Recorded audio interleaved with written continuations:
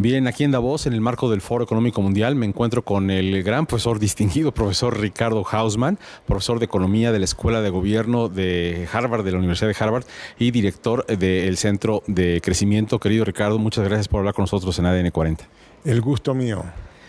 Hay una, diríamos, una definición que podríamos pensar para el mundo en mayo de 2022, que es: el mundo está en un polvorín por la inflación, por el crecimiento dispar, por la guerra que tienen acá en Europa, Rusia contra Ucrania.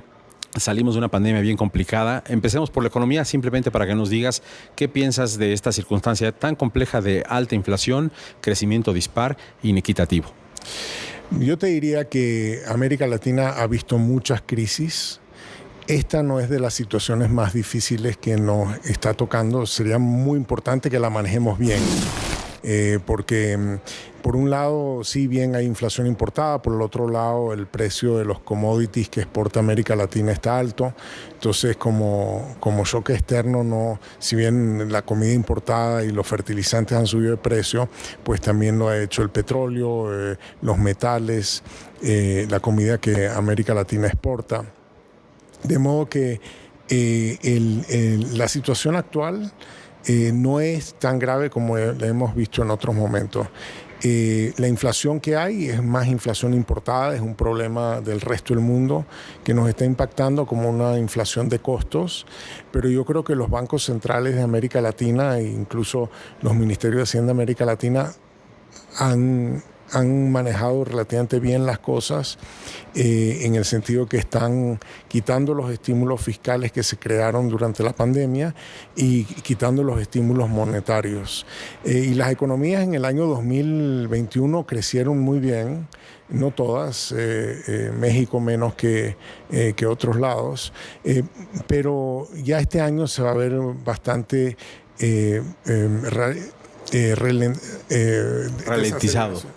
Desaceleración, pero yo sí creo que es muy importante que América Latina sepa aprovechar las oportunidades y se manejen las cosas para evitar riesgos.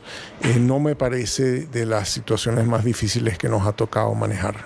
Eso es una buena noticia. ¿Te parece de pronto que diferentes populismos, regímenes, pues quizá un poco más extremos, que suelen aparecer en el mundo, en América Latina, también están siendo un problema, a resolver un problema para la región? Bueno, la región tiene el problema de que tiene Venezuela, Cuba, Nicaragua, donde no se respetan los derechos humanos, donde no se derechan los respetos políticos, son dictaduras abiertas y además son terribles para la economía.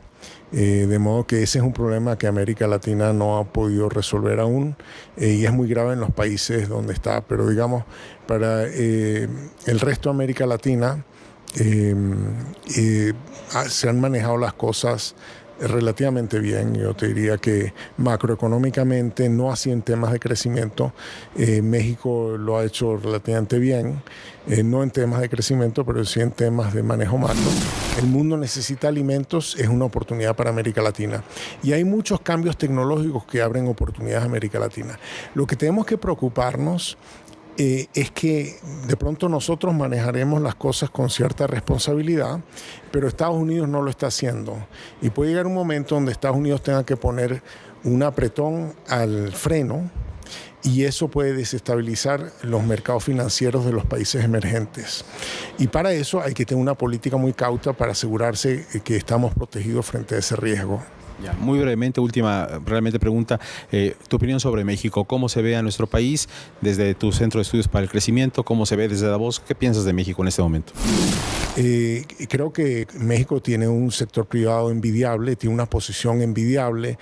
Hay todo este asunto del nearshoring y el friendshoring que está ayudando a México, pero eso no es una visión de largo plazo del gobierno, eso es más bien la visión de largo plazo que tuvieron gobiernos anteriores.